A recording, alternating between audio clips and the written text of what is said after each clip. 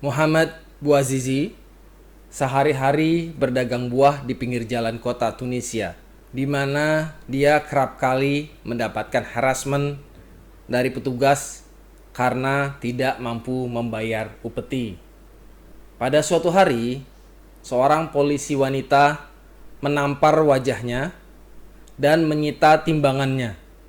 Lalu Bouazizi protes datang ke balai kota, namun tidak ada yang menanggapi.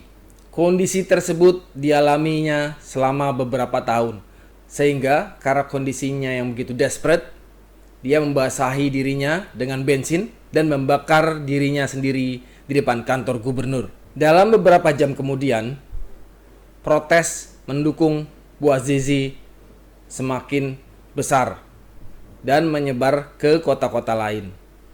Upaya dari petugas untuk menghalangi malah memperburuk keadaan. Selama bertahun-tahun, rakyat memendam kekecewaan. Presiden Ben Ali yang berkuasa selama 23 tahun dipaksa turun. Hal serupa terjadi di Jazirah Arab. Husni Mubarak di Mesir, Muammar Gaddafi di Libya. Kondisi yang sama juga terjadi di tanah air. Presiden yang berkuasa selama 32 tahun terpaksa turun dari tahta. Situasi ini terjadi karena ada dua sifat fundamental dari manusia. Di satu sisi, kita punya sense of fairness, rasa keadilan, di mana kita akan menjadi agresif ketika itu dilanggar. Di sisi lain, power memberikan efek toksik di mana membutakan kita dari sudut pandang orang lain. Hasilnya adalah orang yang sedang berada di kekuasaan akan cenderung mengakumulasi kekecewaan dengan konsekuensi yang dramatis. Jika ada orang yang dapat bereaksi dengan agresif terhadap ketidakadilan, jika itu berpengaruh besar terhadap reputasi kita, dan trust adalah krusial dalam bisnis, kenapa ada orang yang bisa mengeksploitasi customer-nya, supplier-nya, bahkan karyawannya sendiri? Jawabannya sangat sederhana. Ketika kita berada di posisi in power, kita tidak melihat dunia dengan sudut pandang yang sama. Power punya dampak psikologis yang sama.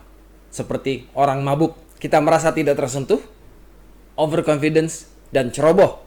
Kita juga bisa menjadi arogan, bereaksi agresif ketika ditantang, dan yang paling berisiko adalah kita kehilangan pandangan dari konsekuensi-konsekuensi kita sendiri. Dacher Cutler menyebut ini sebagai narratives of exceptionalism, yaitu keyakinan di mana tindakan kita yang tidak etis itu bisa diterima.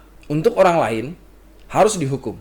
Hasil dari teori Keltner ini adalah power paradox. Dalam mendapatkan power, kita kehilangan sentuhan terhadap realitas dan terjebak dalam kondisi di mana kita akan kehilangan power.